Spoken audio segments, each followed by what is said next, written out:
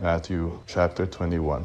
When they came near to Jerusalem and came to Bethphage, to the Mount of Olives, then Jesus sent 2 disciples, saying to them, Go into the village that is opposite you, and immediately you will find a donkey tied, and a colt with her. Untie them and bring them to me. If anyone says anything to you, you shall say, The Lord needs them, and immediately he will send them. All this was done that it might be fulfilled which was spoken through the prophet, saying, Tell the daughter of Zion, Behold, your king comes to you humble, and riding on a donkey, on a colt, the foal of a donkey. The disciples went and did just as Jesus commanded them, and brought the donkey and the colt and laid their clothes on them, and he sat on them. A very great multitude spread their clothes on the road. Others cut branches from the trees and spread them on the road. The multitudes who went in front of him and those who followed kept shouting, Hosanna to the Son of David! Blessed is he who comes in the name of the Lord! Hosanna in the highest! When he had come into Jerusalem, all the city was stirred up, saying, Who is this? The multitude said, This is the prophet Jesus from Nazareth of Galilee. Jesus entered into the temple of God and drove out all of those who sold and bought in the temple, and overthrew the money changers' tables and the seats of those who sold the doves. He said to them, It is written, My house shall be called a house of prayer, but you have made it a den of robbers. The lame and the blind came to him in the temple, and he healed them. But when the chief priests and the scribes saw the wonderful things that he did, and the children who were crying in the temple and saying, Hosanna to the Son of David, they were indignant, and said to him, Do you hear what these are saying? Jesus said to them, Yes. Did you never read, Out of the mouth of children and nursing babies you have perfected praise? He left them and went out of the city to Bethany and camped there. Now in the morning, as he returned to the city, he was hungry. Seeing a fig tree by the road, he came to it and found nothing on it but leaves. He said to it, Let there be no fruit from you forever. Immediately the fig tree withered away. When the disciples saw it, they marveled, saying, How did the fig tree immediately wither away? Jesus answered them, Most certainly I tell you, if you have faith and don't doubt, you will not only do what was done to the fig tree, but even if you told this mountain, Be taken up and cast into the sea, it would be done. All things, whatever you ask in prayer, believing, you will receive. When he had come into the temple, the chief priests and the elders of the people came to him as he was teaching, and said, By what authority do you do these things? Who gave you this authority? Jesus answered them, I also will ask you one question, which if you tell me, I likewise will tell you by what authority I do these things. The baptism of John, where was it from? From heaven or from men? They reasoned with themselves, saying, If we say, From heaven, he will ask us, Why then did you not believe him? But if we say, From men, we fear the multitude, for all hold John as a prophet. They answered Jesus and said, We don't know. He also said to them, Neither will I tell you by what authority I do these things. But what do you think? A man had 2 sons, and he came to the first and said, Son, go work today in my vineyard. He answered, I will not, but afterward he changed his mind and went. He came to the second and said the same thing. He answered, I'm going, sir, but he didn't go. Which of the 2 did the will of his father? They said to him, The first. Jesus said to them, Most certainly I tell you that the tax collectors and the prostitutes are entering into God's kingdom before you. For John came to you in the way of righteousness, and you didn't believe him.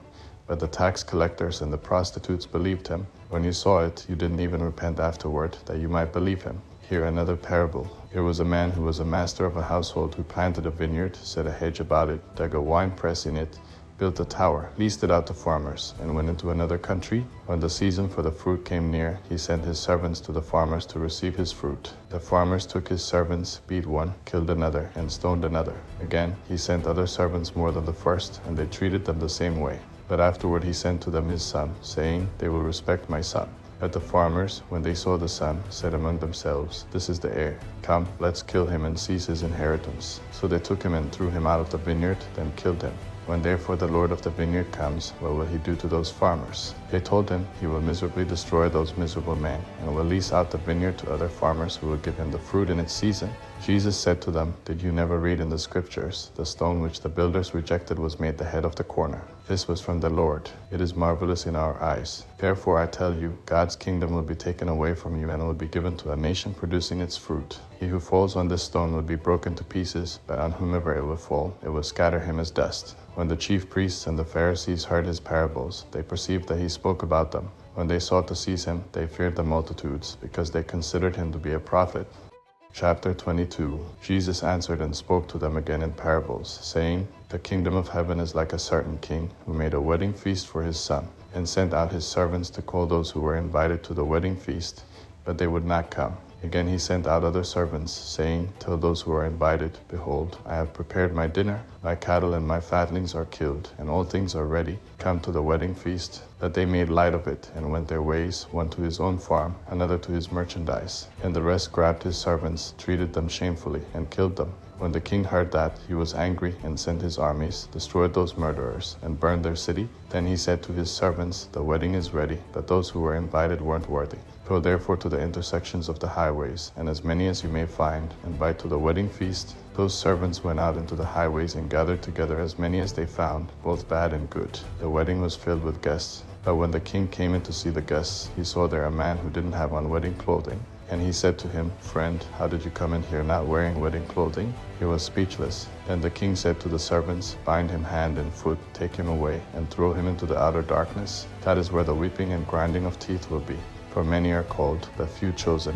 Then the Pharisees went and took counsel how they might entrap him in his talk. They sent their disciples to him, along with the Herodians, saying, Teacher, we know that you are honest, and teach the way of God in truth, no matter whom you teach, for you are impartial to anyone. Tell us, therefore, what do you think? Is it lawful to pay taxes to Caesar or not? But Jesus perceived their wickedness and said, Why do you test me, you hypocrites? Show me the tax money. They brought to him a denarius. He asked them, Whose is this image and inscription? They said to him, Caesar's. And he said to them, Give therefore to Caesar the things that are Caesar's, and to God the things that are God's. When they heard it, they marveled, and left him and went away. On that day Sadducees came to him. They asked him, saying, Teacher, Moses said, If a man dies, having no children, his brother shall marry his wife and raise up offspring for his brother. Now there were with us 7 brothers. The first married and died, and having no offspring left his wife to his brother. In the same way the second also, and the third to the 7th.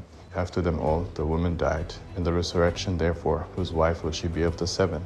For they all had her. But Jesus answered them, You are mistaken, not knowing the Scriptures, nor the power of God. For in the resurrection they neither marry nor are given in marriage, but are like God's angels in heaven. But concerning the resurrection of the dead, haven't you read that which was spoken to you by God, saying, I am the God of Abraham, and the God of Isaac, and the God of Jacob?